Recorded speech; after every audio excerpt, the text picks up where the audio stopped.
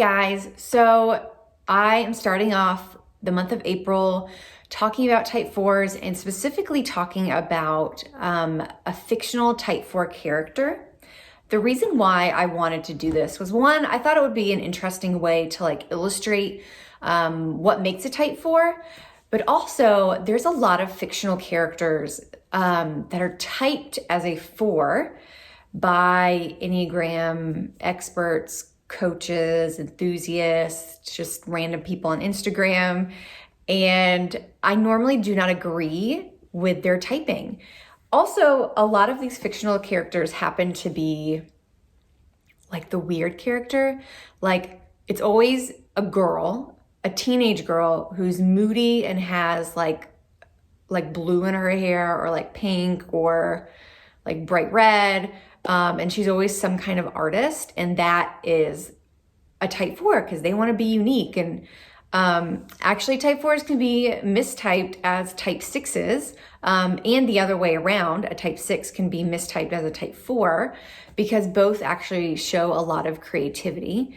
However, it's a major stereotype that all type 4s are super creative. For example, I'm a teacher. I'm a second grade teacher. I work in a classroom. I really care about students who are learning English. There's nothing artistic about that. Sure, there is some creative problem solving that happens. So there's my creativity, though. It has nothing to do with art. Also, this is probably one of the most artistic things I do, making videos, editing them, just trying to think of what to do for them. So again, I don't work in the arts. And in fact, I know two other female type 4s who, yes, they do have to use creativity in their jobs, but neither one is an artist. Actually, both work in the business fields in some capacity. So again, they're not artists, they're not writers, they're not moody, and they don't have any weird hair colors. They're just kind of normal people, and you wouldn't necessarily think they're a 4 until maybe you got to know them. So to get started, I chose Anne Shirley Cuthbert of Anne of Green Gables as my type 4 character analysis.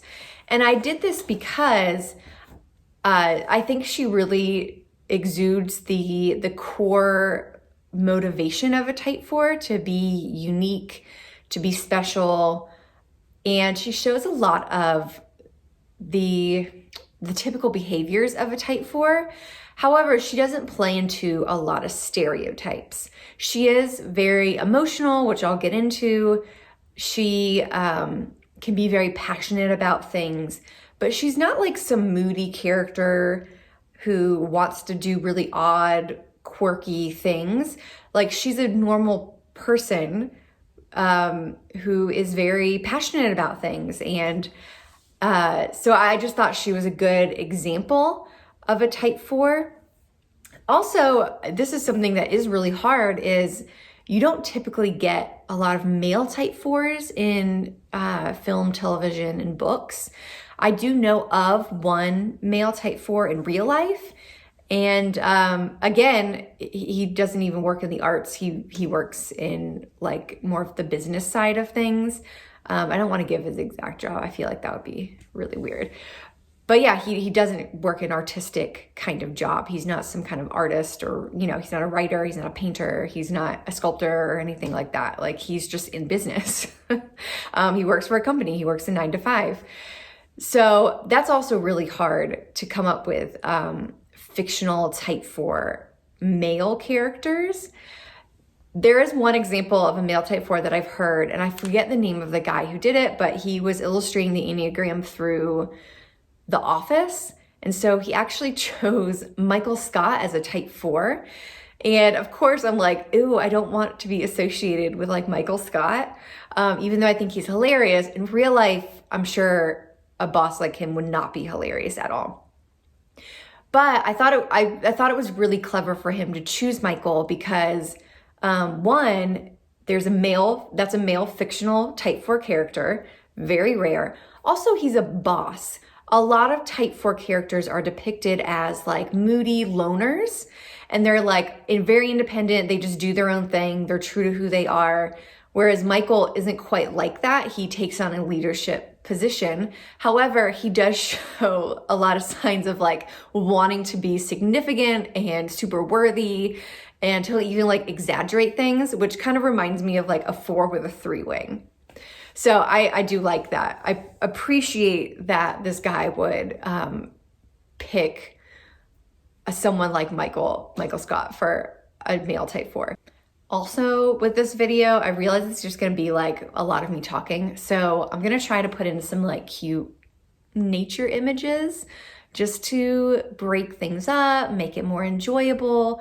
Also, Anne of Green Gables is shot in, Anne of Green Gables it takes place in Avonlea, which is in Canada, I'm pretty sure. Please correct me if I'm wrong. And so it's just gorgeous and beautiful, and it's kind of beautiful here right now. So I feel like it's totally appropriate to put in some nice naturey images. I haven't read all of Anne of Green Gables. I've only read the first like half of the book, but with my book club, I think we're gonna read it next month. So I'm excited to finish it. I've also watched about half of the next Netflix series, which I love. It's really good. The episodes are kind of long. I haven't really gotten through all of them yet. But I wanted to go over 3 ways that I think Anne Shirley Cuthbert is showing a type 4. Let me say that again. I'm gonna go over 3 different ways that I feel like Anne Shirley Cuthbert is a type 4.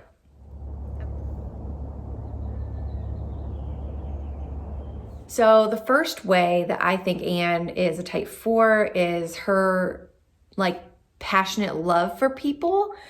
So for example, like whenever she shows how much she loves people, there's always like a very intense passion. And that's something about type 4s that isn't always recognized. Type 4s have such a fear of like not being worthy that oftentimes we don't share like how much we truly love people and things, because we don't love the criticism that can come with being really honest and open. And so there is like a fear, I'll say, like even in my own life, like there are people who I care about, and like if I started talking about it, I would start crying because of how much I care about them. And that's what Anne does like throughout the story. Like when she realizes that like Matthew and Marilla are going to adopt her, like she starts becoming more and more like outward with her passionate love for them and how much she appreciates them. And there's even that part where like she kisses Marilla on the cheek when she says goodbye, and Marilla, who's kind of this very like cold, no nonsense woman, like you see her like kind of like smile and she blushes a little bit, realizing like how much this, young girl loves her. And even with Matthew, like you see how Anne is so excited just to be around Matthew, and she really appreciates him. And even after I think he has like a heart attack or a stroke or something, and she goes away for a while to like sell some things for them, and then she comes back, and I think she says something like, "Oh, you're such a sight for sore eyes," and she says that to Matthew. And it's just really sweet, like how much she loves those people. Way number 2 is Anne's love of story. She can exaggerate things and make everything sound like really awesome, which is like a total type 3 thing, but it's a 4 with a 3 wing thing too. Type 4s love stories. I love stories. When I finally typed as a type 4, or I realized that was my type, I immediately thought of like when I was a kid and how much I loved stories, like fictional stories, fantasy stories. Those were the things that like kept me going. And those were the things that, kind of made growing up like easier for me. Like I just loved imagination and things like that. And that is 100% Anne. There's that part, I just watched an episode last night, so that's like my reference, but there's that part where she is being sent off by Marilla to like go sell some things for the farm, and Marilla says like, Jerry's coming with you to like, as like your protector basically, even though he's a kid, which I think is funny. But Anne gets like really upset with her, which is like a total type 4 thing, because type 4s are very independent and we don't want anyone to like be bothering us. And so she gets mad at Marilla and she says something about like, no, this could be the quintessential hero's journey, which is like, again, such a type 4 thing to say. Like, of course, like all type 4s really just want to make their life into a story and make it really interesting and fun.